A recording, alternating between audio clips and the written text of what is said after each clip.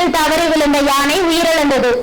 கோவை சாடிவயல் அடுத்த சோலைப்படுகை என்ற பகுதியில் நள்ளிரவில் 3 யானைகள் வனப்பகுதியிலிருந்து வெளியேறி விவசாய நிலங்களுக்குள் புகுந்தது.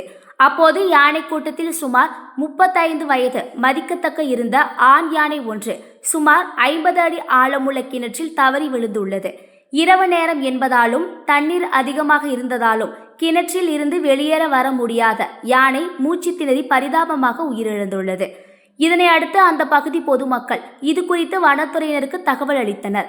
சம்பவ இடத்திற்கு விரைந்து வனத்துறையினர் தோட்டத்திற்கு சென்று பார்த்தபோது தண்ணீர் உள்ள கிணற்றில் சுமார் 35 வயது மதிக்கத்தக்க யானை ஒன்று இறந்து கிடந்துள்ளது உறுதி செய்தனர்.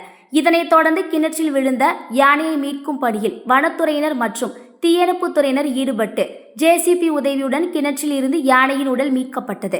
கிணற்றுக்குள் யானை தவறி விழுந்து பரிதாபமாக உயிரிழந்த சம்பவம் அப்பகுதியில் சோகத்தை ஏற்படுத்தி உள்ளது.